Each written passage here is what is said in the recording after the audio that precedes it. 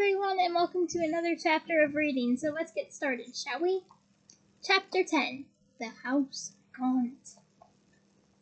For the rest of the week's potions lessons, Harry continued to follow the Half-Blood Prince's instructions wherever they deviated from libetius forages, with the result that by their fourth lesson, Slughorn was raving about Harry's abilities, saying that he had rarely taught anyone so talented.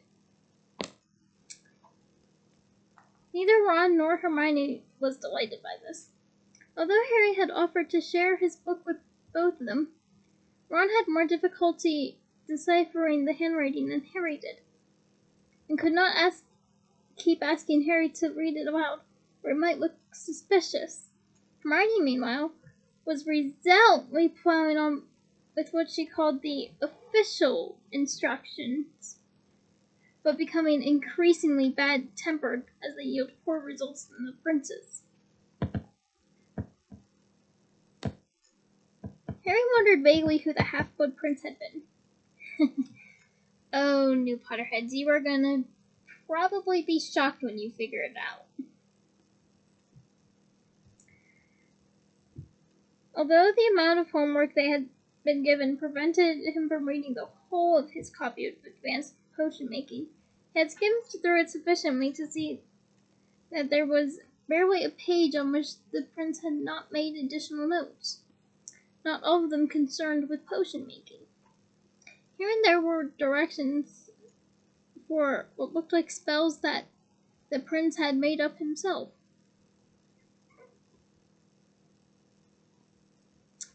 Herself, said Hermione irritably, overhearing Harry pointing out that some of these to Ron in the common room on Saturday evening. Could have been a girl. I think the handwriting looks more like a girl at some points. The Half-Blood Prince, he was called, Harry said. How many girls have been princes? Well, some girls did receive the same, how can I put this? There have been women in history who have received what a boy should have been received. Like one of my personal role models, Malala. She obviously is a girl like me, but her father supported her and gave her what typically would have been given a boy.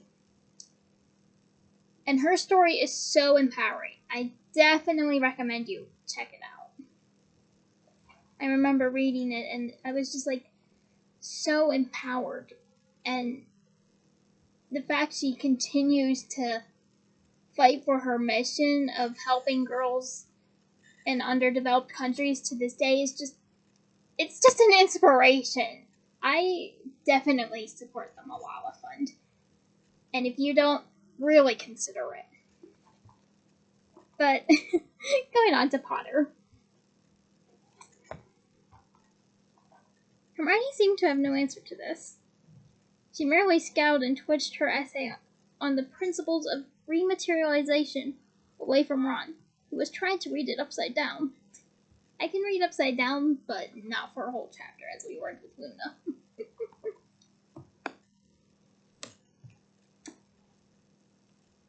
Harry looked at his watch and hurriedly put the old copy of Advanced Potion Making back into his bag.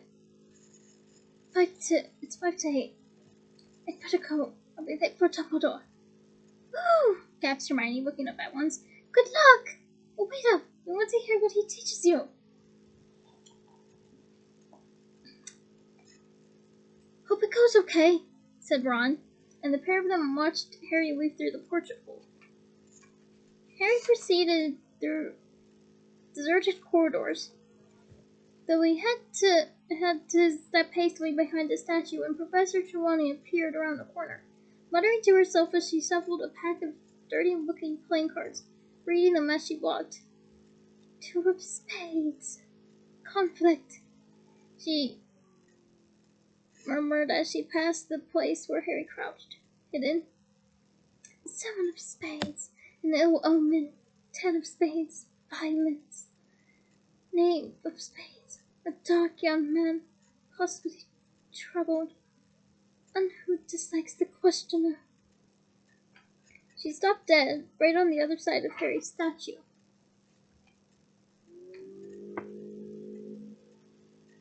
That can't be right, she said, annoyed.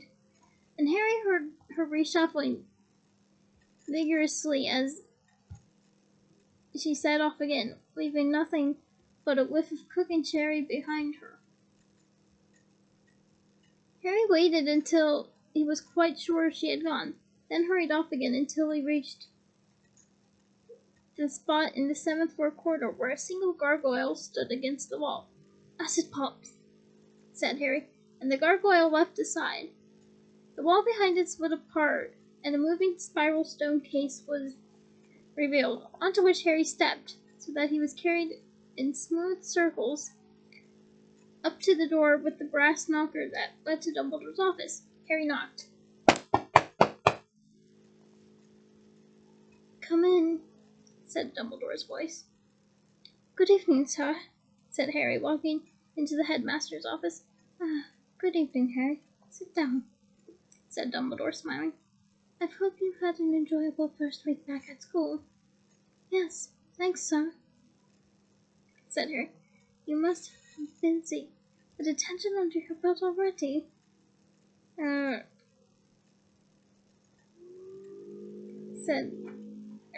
Began Harry awkwardly. But Dumbledore did not look too stern. "I've arranged with Professor Snape that you will do your detention next Saturday instead." "Right," said Harry, who had more pressing matters on his mind than Snape's detention, and now looked around surreptitiously for some indication of what Dumbledore was planning to do with him this evening. The circular office looked just as it always did. The delicate silver instruments stood on spindle-legged tables, puffing smoke and whirring.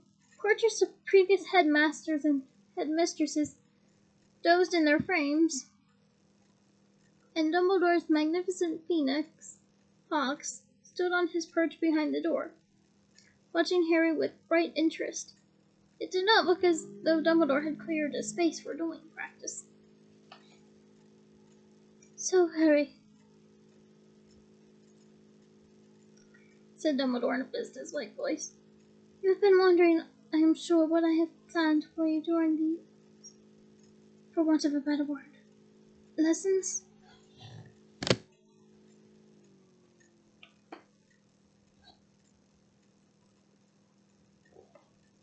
"Yes, sir. Well, I have decided that it is time. Now that you know what prompted Lord Voldemort to try and kill you 15 years ago, for you to be given certain information." There was a pause. "You said at the end of last term you were going to tell me everything," said Harry. It was hard to keep a note of accusation from his voice. "So," he added,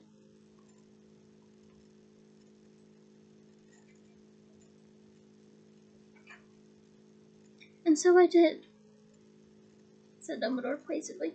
"I told you everything I know. From this point forth, we shall be leaving the firm foundation of fact and journeying together through the murky marshes of memory." Ooh, good use of alliteration there, J.K. "Into thickets of wildest guesswork. From here on in, Harry, I may be as willfully wrong as Humphrey Belcher, who believed the time was ripe for a cheese cauldron." Cheese cauldron? I don't know whether that sounds tasty or appears disgusting. Whichever the case, this cheese cauldron has an interesting image. Considering I'm literally imagining a cauldron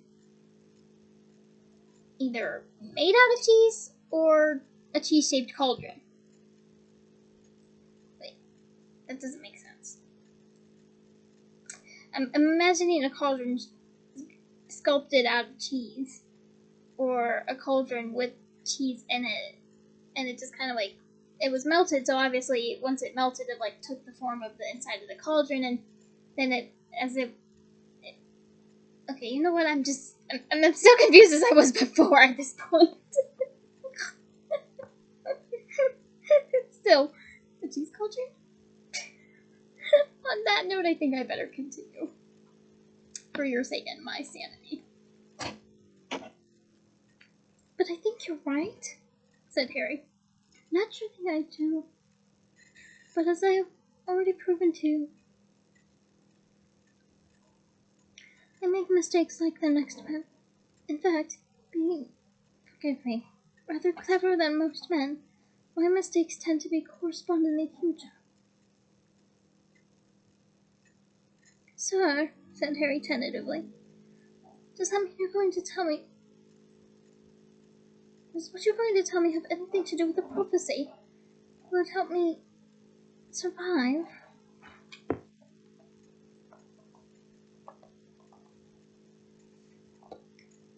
It has a very great deal to do with the prophecy, said Dumbledore, as casually as if Harry had asked him about the next day's weather. And I certainly hope that will help you to survive.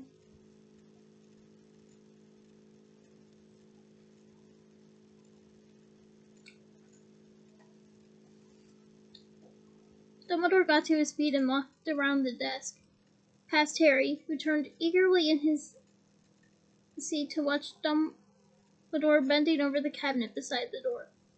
When Dumbledore straightened up, he was holding a familiar shallow stone basin etched with odd markings around its rim. He placed the pepin sieve on the desk in front of Harry. You look worried. Harry had indeed been eyeing the pepin sieve with some apprehension. His previous experiences with the odd device that stored and revealed thoughts and memories, though highly instructive, had also been uncomfortable. The last time he had disturbed its contents, he had seen much more than he would have wished. But Dumbledore was smiling. This time you enter the pepin sieve with me, and even more nearly, with permission. Where are we going, sir? For a trip down Pop Ogden's memory lane, said Dumbledore, pulling from his pocket a crystal bottle containing a swirling silvery white substance. Who was Pop Ogden? He was employed by the Department of Magical Law Enforcement, said Dumbledore. He died some time ago. But not before I had him tracked down and persuaded him to confide these recollections to me. We are about to accompany him on a visit he made in the course of his duties. If you will stand, Harry.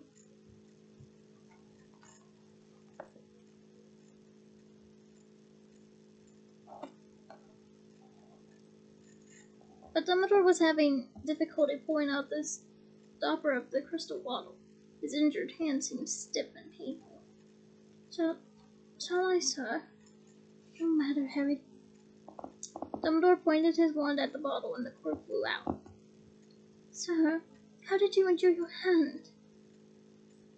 Harry asked again, looking at the blackened fingers with a mixture of revulsion and pity. Now is not the moment for that story, Harry. Not yet. We have an appointment with Pop Ogden.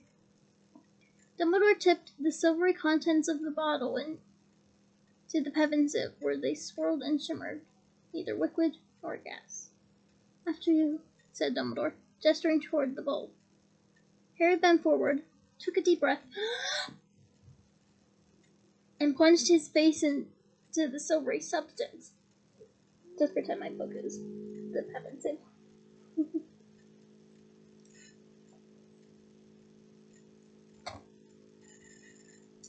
He felt his feet leave the office floor. He was falling through growing darkness, and then quite suddenly, he was blinking in dazzling sunlight. Before his eyes had adjusted, Dumbledore landed beside him. They were standing in a country lane bordered by high, tangled hedgerows, beneath a summer sky as bright and blue as a forget-me-not. Ooh, how pretty. Love that simile there, JK. Some tea. Tea. Wow, that sure changes the meaning. I am so sorry. Some 10, not tea, feet in front of them stood a short, plump man wearing enormously thick glasses that reduced his eyes to more like specks. He was reading a wooden signpost that was sticking out of the brambles on the left-hand side of the road. Harry knew this must be Owen. He was the only person in sight, and he was also wearing the strangest form of clothes so often chosen by inexperienced wizards trying to look like muggles. In this case, frock coat and spats over a striped one-piece bathing costume.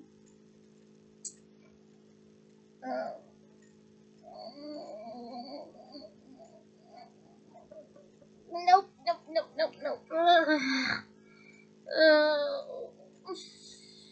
Why must you torment me? If you ever need fashion advice, please consult me. I consider myself to have a high fashion IQ, and I will guide you through a process that will help you find and complement your style, but still adhere to my fashionable standards. So, if you ever need fashion advice, please consult me. I will give it to you free of charge. That way you can avoid faux pas like that. Moving on. Before Harry had time to do more than register his bizarre appearance, I would not call it bizarre, but you do you, Harry. However, Ogden had set off at a brisk walk down the lane. Also, in case you're wondering how I would describe it, I would describe it as torturous for the eyes. That's a better fit. Okay, moving forth, before I go into another fashion rant. Dumbledore and Harry followed. As they passed the wooden sign, Harry looked up at its two arms. The one pointing back the way they had come read, Great Hangleton, 5 miles. The arm pointing after Hogan said, Little Hangleton, 1 mile.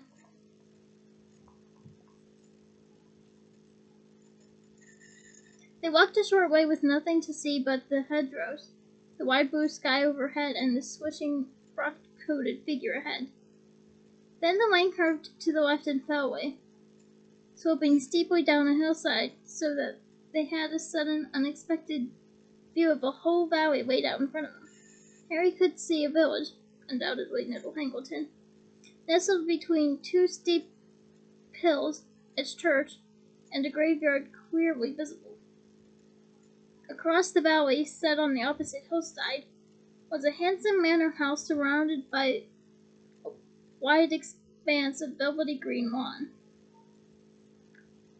Ogden had broken into a reluctant trot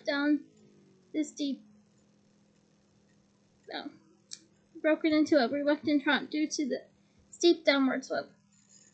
Dumbledore lengthened his stride, and Harry hurried to keep up. He thought Little Hangleton must be their final destination, and wondered, as he had done on the night they had found Slughorn, why they had to approach it from such a distance. He soon discovered that he was mistaken in thinking that they were going to the village, however. The lane curved to the right, and when they rounded the corner, it was to see the very edge of Ogden's frock coat vanishing through a gap in the hedge. Dumbledore and Harry followed him onto a narrow dirt track bordered by higher and wilder hedgerows than those they had left behind. The path was crooked, rocky, and potholed, sloping downhill like the last one, and it seemed to be heading for a patch of dark trees in the middle below them. Sure enough, the track soon opened up at the... What type of cop is this? Okay, Google. What is a COPSE?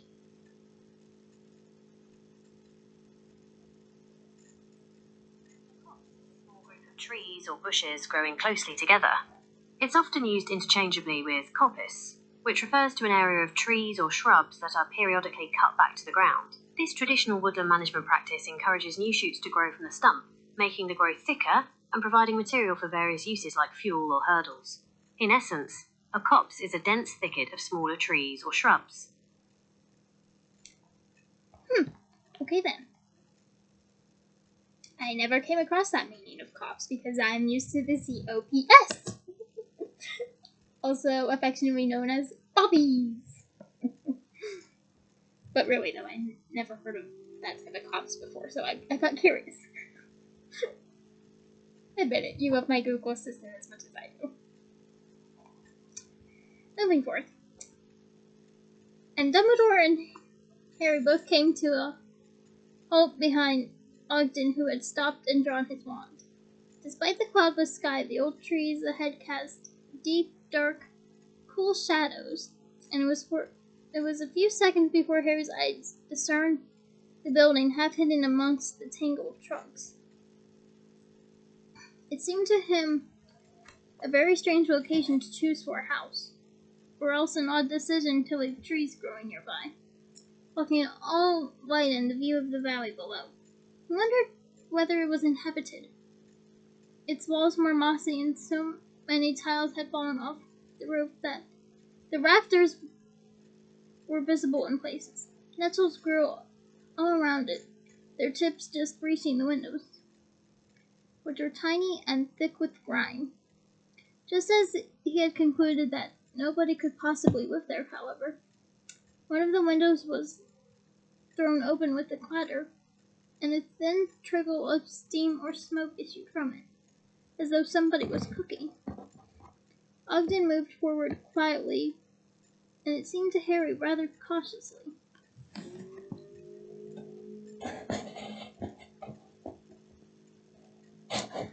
As the dark shadows of the trees slid over him, he stopped again, staring at the front door, to which somebody had nailed a dead snake. Then there was a rustle and a crack, and a man of rags dropped from the nearest tree, landing on his feet right in front of Ogden, who leapt backwards so fast he stood on the tails of his frock coat and stumbled. "You're not welcome." The man standing before them had thick hair so matted with dirt it could have been any color. Several of his teeth were missing. His eyes were small, dark, and stared in opposite directions. He might have looked comical, but he did not.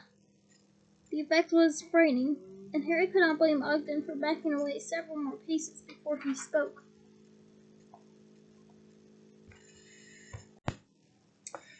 Good morning. I'm from the Ministry of Magic. You're not welcome. I'm sorry. I don't understand you, said Ogden nervously.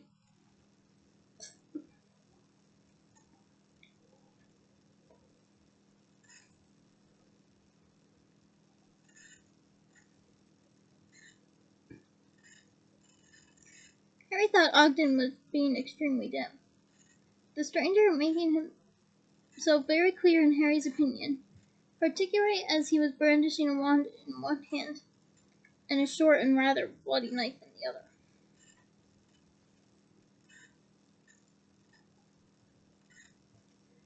You understand him, I'm sure, Harry, said Dumbledore quietly. Yes, of course, said Harry, slightly nonplussed. I can't Ogden. But as his eyes found the dead snake on the door again, he suddenly understood. He's speaking Parselton. Very good, said Dumbledore, nodding and smiling. The man in rags was now advancing on Ogden, knife in one hand, wand in the other. No, look, Ogden began, but too late. There was a bang,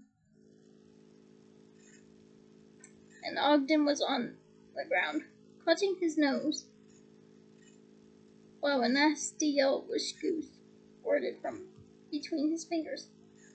Muffin! Said a loud voice. An elderly man had come hurrying out of the cottage, banging on the door behind him so that the dead snake swung pathetically. This man was shorter than the first, and oddly proportioned. His shoulders were very broad and his arms overlong, which, with his bright brown eyes, short scrubby hair, and wrinkled face, gave him the look of a powerful aged monkey. He came to the hall beside the man with the knife, who was now cackling with laughter at the sight of Ogden on the ground.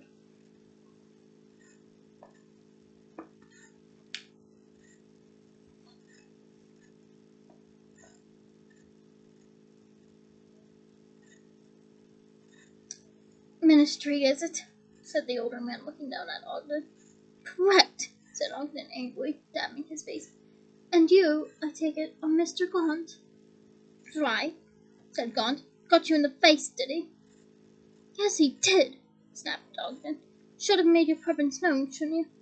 Said Gaunt aggressively. This is private property. Can't just walk in here and not expect my son to defend himself.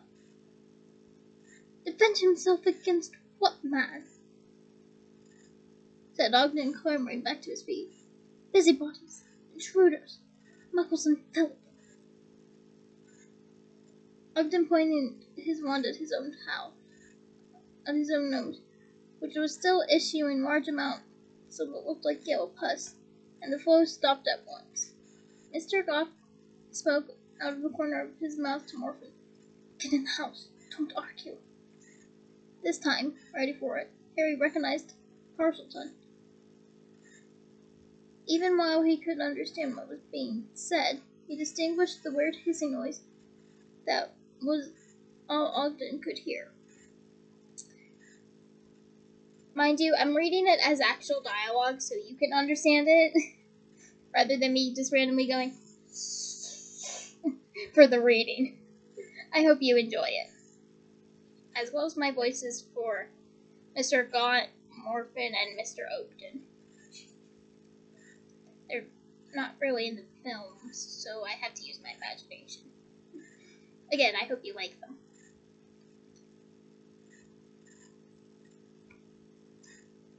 Morphin seemed to be on the point of disagreeing, but when his father cast him a threatening look, he changed his mind, lumbering away to the cottage with an odd rolling gait and slamming the front door behind him so that the snake swung sadly again.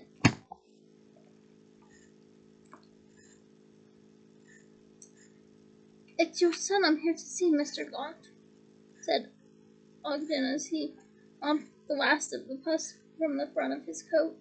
That was Morphin, wasn't it? Oh, that was Morphin, said the old man indifferently. Are you pure blood?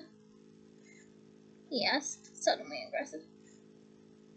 It's neither here nor there, said Ogden coldly, and Harry felt his respect for Ogden rise.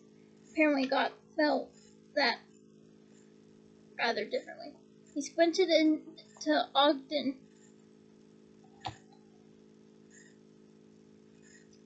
face and muttered in what was clearly supposed to be an offensive tone. Now I come to think about it, I've seen noses like yours down in the village. I don't doubt it, if your son's been let loose on them, said Ogden. Perhaps we could continue this discussion inside. Inside? Yes, Mr. God, I've already told you. I'm here about Morphin. He sent an owl. I've no use for owls, said God. I don't open letters. Then you can hardly complain that you get no warning of visitors, said Ogden tartly. I am here following a serious breach of wizarding law, which occurred here in the early hours of this morning. All right, bellowed God. Come in the bleeding house, then, and much good it'll do you. The house seemed to contain 3 tiny rooms. 2 doors led off the main room, which served as a kitchen and living room combined. Morphin was sitting in a filthy armchair beside the smoking fire, twisting a live adder between his thick fingers and crooning softly at it in Parselton. Hissy, hissy, little snaky, slither on the floor. You be good to Morphin, or he'll nail you to the door. There was a scuffling noise in the corner beside the open window, and Harry realized that there was somebody else in the room. A girl whose ragged gray dress was the exact color of the dirty stone wall behind her. She was standing beside a steaming pot on a grimy black stove and was fiddling around with the shelf of squalid-looking pots and pans above it. Her hair was lank and dull, and she had a plain, pale, rather heavy face. Her eyes, like her brother's, stared in opposite directions. She looked a little cleaner than the 2 men, but Harry thought he had never seen a more defeated-looking person. Oh, that's one way to describe her, Harry, and it's unfortunately rather apt. My daughter Maroke, said Gaunt grudgingly as Ogden looked inquiringly toward her. Good morning, said Ogden. She did not answer, but with a frightened glance at her father, she turned her back on the room and continued shifting the pots on the shelf behind her. Oh, Mr. God, said Ogden, to get straight to the point, we have reason to believe that your son, Morphin, performed the magic in front of a muggle late last night.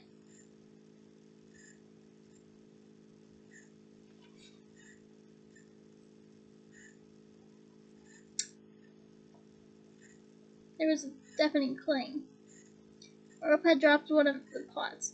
Pick it up, Gaunt bellowed at her. That's it, grub on the floor like some filthy muggle. What you want, Lord, you useless sack of muck.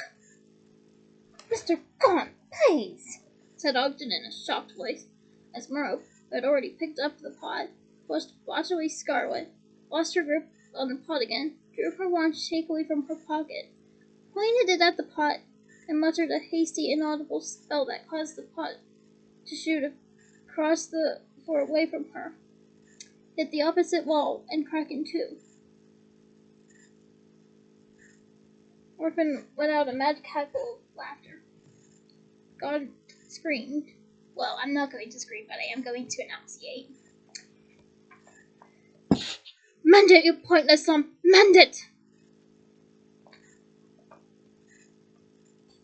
Rope stumbled across the room. But before she had time to raise her wand, Ogden had lifted his own and said firmly, Paro! The pot mended itself instantly. Gaunt looked for a moment as though he was going to shout at Ogden, but he seemed to think better of it. Instead, he jeered at his daughter. Lucky the nice man from the ministry's here, isn't it? Perhaps he'll take you off my hands. Perhaps he doesn't mind dirty squibs.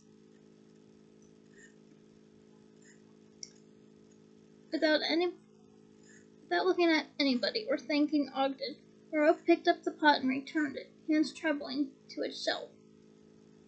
She then stood quite still, her back against the wall between the filthy window and the stove, as though she wished for nothing more than to sink into the stone and vanish. I've had experiences in my life where I felt like I wanted to vanish too. So my heart goes out for Moreau in this entire situation.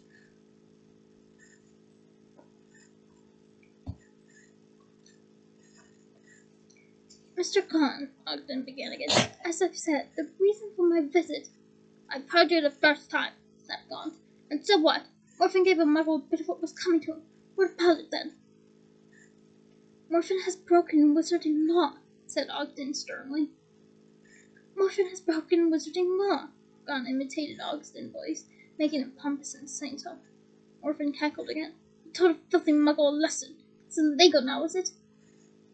Yes, said Ogden. I'm afraid it is. He pulled from an inside pocket a small roll of parchment and unrolled it.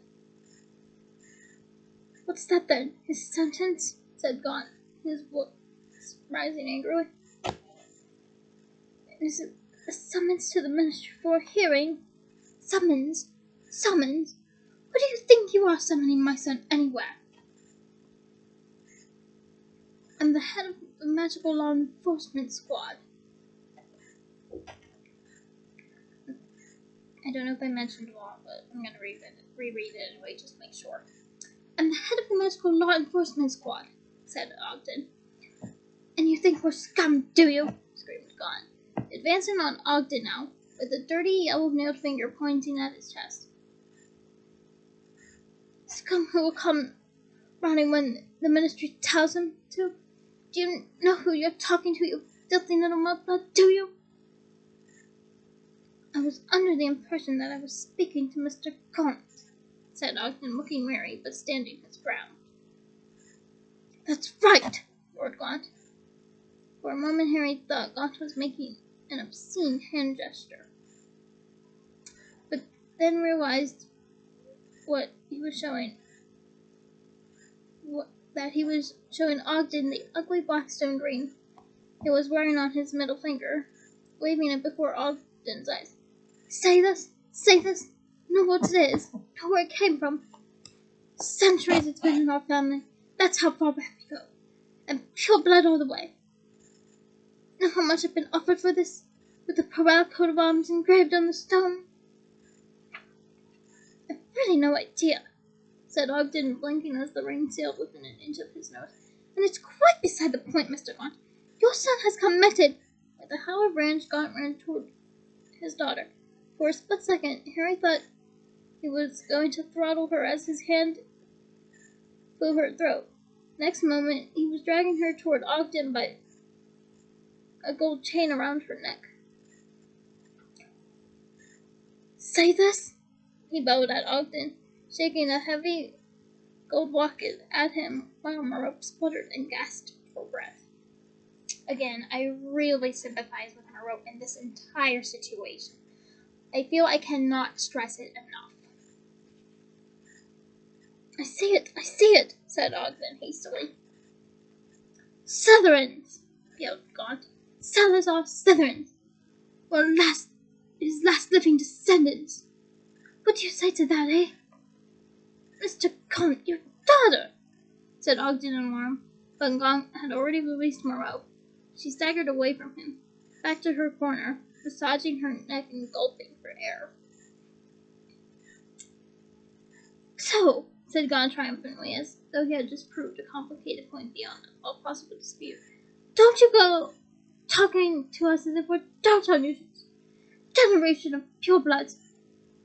Which is all more than you can say, I don't doubt. And he spat on the floor at Ogden's feet. Orphan cackled again. Merope, huddled beside the window, her head bowed and her face hidden by her lank hair, said nothing. Mr. Gaunt, said Ogden doggedly, I'm afraid that matter neither your ancestors nor mine have anything to do with the matter in hand. Should be at hand. Yeah, it should be at hand. I'm gonna go reread that because it makes more sense. I'm afraid neither your ancestors nor mine have anything to do with the matter at hand. I am here because of Morphin. Morphin and the muggle he accosted late last night. All information, he glanced down at his scroll of parchment, is that Morphin performed a jinx or hex on said muggle. causing him to erupt in highly painful hives. Oof. I feel for that muggle. Morphin giggled. Be quiet, boy, snarled Gon and Parselton, and Morphin fell silent again. And so what if he did that? Gon said defiantly to Ogden. I expect you've wiped the muggle's filthy face clean for him, and his memory to boot. That's hardly the point, is it, Mr. Gaunt? Said Ogden. This was an unprovoked attack on a defenseless... I marked you out as a muggle lover the moment I saw you, sneered Gaunt, and he spat on the floor again. This discussion is getting us nowhere, said Ogden firmly. It is clear from your son's attitude that he feels no remorse for his actions. He glanced down at his scroll of parchment again. Morphin will attend a hearing on the 14th of September to answer to the charges of using magic in front of a muggle and causing harm and distress to that same muggle. Ogden broke off. The jingling, clopping sounds of horses and wild laughing voices were drifting through the open window. Apparently the winding way to the village passed very close to the copse where the house stood. Gon froze, listening, his eyes wide. Morphin hissed and turned his face toward the sounds, his expression hungry. Merle raised her head. Her face, Harry saw, was starkly white. My God, what an eyesore! Ran out a girl's voice, as clearly audible through the open window as if she had stood in the room beside them. Couldn't your father have that hubble cleared away, Tom? It's not ours, said a young man's voice. Everything on the other side of the valley belongs to us, but that cottage belongs to an old tramp called Gaunt and his children. The son's quite mad. You should hear some of the stories they tell in the village. The girl laughed. The jingling, clopping noises were growing louder and louder. Morphin made to get out of his armchair. Keep your seat, said his father warningly in Parselton. Tom, said the girl's voice again, now so close that they were clearly right beside the house. I might be wrong, but has somebody nailed a snake to that door? Good Lord, you're right, said the man's voice. That'll be the sun. I told you he's not right in the head. Don't look at it, Celia. Celia, darling.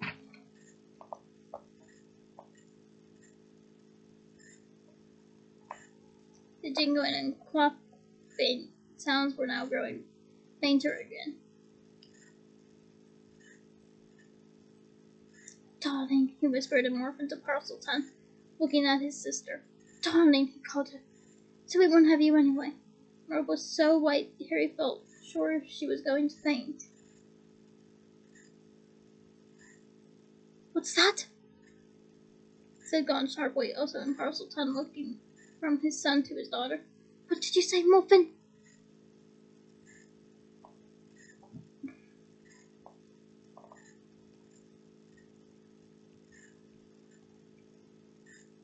She likes looking at that muggle, said Morphin, a vicious expression on his face as he stared at his sister, who now looked terrified. Always in the garden when he passes, peering through the hedge at him, isn't she? And last night... Rope shook her head jerkily, importantly, but Morphin went on ruthlessly. Hanging out of the window waiting for him to ride home, wasn't she? Hanging out of the window to look at a muggle, said Gaunt quietly. All three of the Gaunts seemed to have forgotten Ogden, who was looking both bewildered and irritated at this renewed outbreak of incomprehensible hissing and rasping. Is it true? Said Gaunt in a deadly voice, advancing a step or two toward the terrified girl. My daughter, pure-blooded descendant of Salazar Slytherin, hankering after a filthy, dirt-stained muggle? Rope shook her head frantically, pressing herself into the wall, apparently unable to speak. But I got him, father, cackled Morphin. I got him as he went by, and he didn't look so pretty with hives all over him. Did he, Moreau? You're disgusting little squib! You filthy little blood traitor! Roared God, losing control, and his hands closed tighter around his daughter's throat. Again, I really, really, really sympathize with Moreau in this entire situation. Both Harry and Ogden yelled, "No!" at the same time.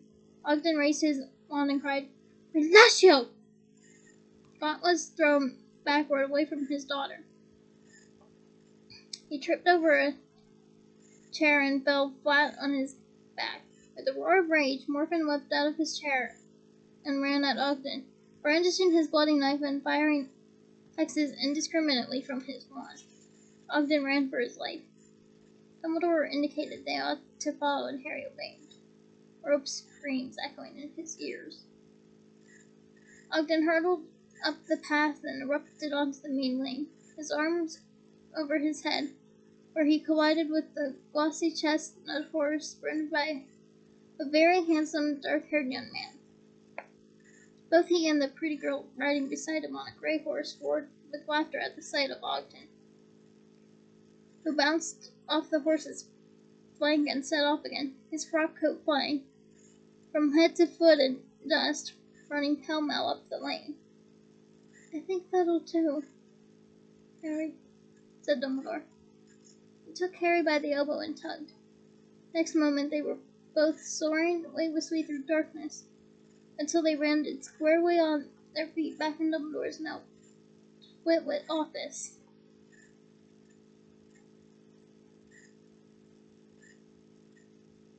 "What happened to the girl in the cottage?" said Harry at once, as Dumbledore lit extra lamps with the flick of his wand.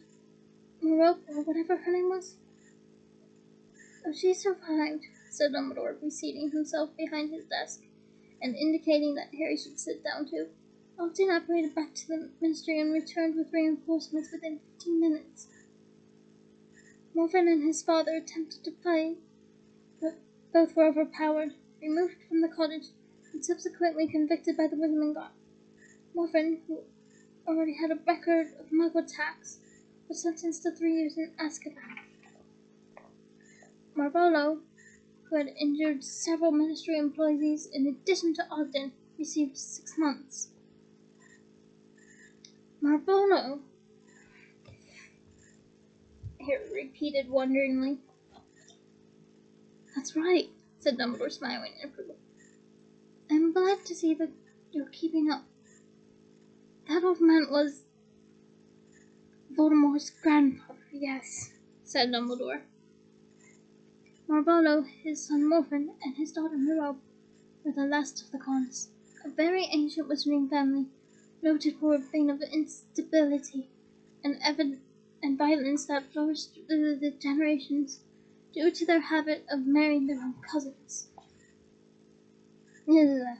Okay, I love my cousins, because they're family, but never in a million eons would I ever marry them. Just, no. Lack of sense coupled with the great liking for grandeur meant that the family gold was squandered several generations before Marvolo was born. He, as you saw, was left in squalor and poverty, with a very nasty temper, a fantastic amount of arrogance and pride, and a couple of fairly emblems that he treasured just as much as his son, and rather more than his daughter.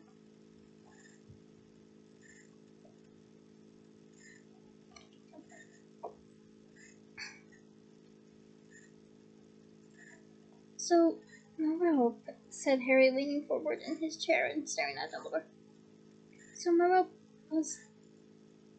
So does that mean she was Voldemort's mother?" "It does," said Dumbledore.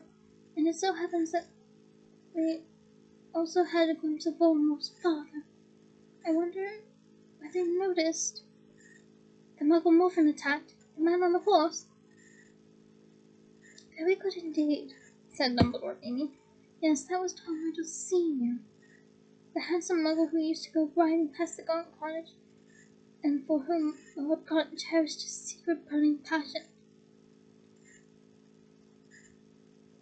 And they ended up married, said Harry in disbelief, unable to imagine two people less likely to fall in love. Oh, Harry. I think you are forgetting, said Dumbledore, that Merope was a witch. I do not believe that her magical powers appeared to their best advantage when she was being terrorized by her father. Once Marvolo and Morphin were safely in Azkaban, once she was alone and free for the first time in her life, then I am sure she was able to give full rein to her abilities and plot her escape from the desperate life she had led for 18 years. Can you not think of any measure Merope could have taken to make Tom Riddle forget his muggle companion and fall in love with her instead? The Imperious Curse? Harry suggested. Or a love potion? Very good. Personally, I am inclined to think that she used a love potion. I am sure it would have seemed more romantic to her, and I do not think it would have been very difficult some hot day when Riddle was riding alone to persuade him to take a drink of water. In any case, within a few months of the scene we have just witnessed, the village of Little Hangleton enjoyed a tremendous scandal. You can imagine the gossip it caused when the squire's son ran off with the tramp's daughter Marvolo. But the villagers' shock was nothing to Marvolo's. He returned from Azkaban, expecting to find his daughter dutifully awaiting his return with a hot meal ready on his table. Instead, he found a clear edge of dust and a note of farewell, explaining what she had done. From all that I have been able to discover, he never mentioned her name or existence from that time forth. The shock of her desertion may have contributed to his early death, or perhaps he had simply never learned to feed himself. Azkaban had greatly weakened Marvolo, and he did not live to see Morphin return to the cottage.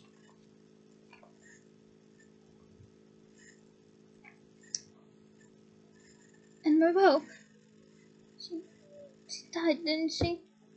Wasn't Voldemort brought up in an orphanage? Yes, indeed, said Dumbledore. We must do a certain amount of guessing here, although I do not think it is difficult to deduce what happened. You see, within a few months of their runaway marriage, Tom Riddle reappeared at the manor house in Little Hangleton without his wife. The rumor flew around the neighborhood that he was talking of being hoodwinked and taken in. What he meant, I am sure, was that he had been under an enchantment that had now lifted, though I dare say he did not dare use those precise words for fear of being thought insane. When they heard what he was saying, how the villagers guessed that Merope had lied to Tom Riddle, pretending that she was going to have his baby, and that he had married her for this reason. But she did have his baby. How very blunt of you, Harry. But not until a year after they were married. Tom Riddle left her while she was still pregnant. What went wrong? Asked Harry. Why did the love potion stop working? Again, this is guesswork, said Dumbledore. But I believe that Merope, who was deeply in love with her husband, could not bear to continue enslaving him by magical means. I believe that she made the choice to stop giving him the potion. Perhaps besotted as she was, she had convinced herself that he would by now have fallen in love with her in return. Perhaps she thought he would stay for the baby's sake. If so, she was wrong on both counts. He left her, never saw her again, and never troubled to discover what became of his son. The sky outside was inky black, and the lamps in Dumbledore's office seemed to glow more brightly than ever. I think that'll do for tonight, Harry, said Dumbledore after a moment or two. Yes, sir, said Harry. He got to his feet but did not leave. Sir, is it important to know all this about Voldemort's past? Very important, I think, said Dumbledore. And it's got something to do with the prophecy. It has everything to do with the prophecy. Right, said Harry, a little confused, but reassured all the same. He turned to go, then another question occurred to him, and he turned back again. Sir, am I allowed to tell Ron and Hermione everything you've told me? Dumbledore considered him for a moment, then said, Yes, I think Mr. Weasley and Miss Granger have proved themselves trustworthy. But Harry, I'm going to ask you to ask them not to repeat any of this to anybody else. It would not be a good idea if word got around how much I know or suspect about Lord Voldemort's secrets. No, sir. I'll make sure it's just Ron and Hermione. Good night. He turned away again, and was almost at the door when he saw it. Sitting on one of the little spindle-legged tables that supported so many frail-looking silver instruments was an ugly gold ring set with a large cracked black stone. Sir, said Harry, staring at it. That ring? Yes, said Dumbledore. You were wearing it when we visited Professor Slughorn that night. So I was. Dumbledore agreed. But isn't it, sir, isn't it the same ring Margot got Lord Ogden? Dumbledore bowed his head. The very same. But how come, have you always had it? No, I acquired it very recently, said Dumbledore. A few days before I came to fetch you from your aunt and uncle's, in fact. That would be around the time you injured your hand then, sir? Around that time, yes, Harry. Harry hesitated. Dumbledore was smiling. Sir, how exactly... Too late, Harry! You shall hear the story another time. Good night. Good night, sir. And that is the end of this lengthy chapter. Again, I really do sympathize with Merope and her situation. But... And it's really hard to try to, I guess, humanize Voldemort because of his lineage. But I feel like if Merope had lived for Voldemort, she would teach him to love rather than to hate. And yes, this would make the whole story, as we know it, vastly different. But it's just, I feel like rather than continuing the cycle of sorts, she should have put a stop to it and broke that cycle that so deeply, as Dumbledore put it, terrorized her. But this is just my thoughts, I guess. You can agree to disagree or agree with me. But, that is it for today's chapter. Join me next week for Chapter 11, Hermione's Helping Hand. Ooh, another case of alliteration. I can't wait. But until then, bye!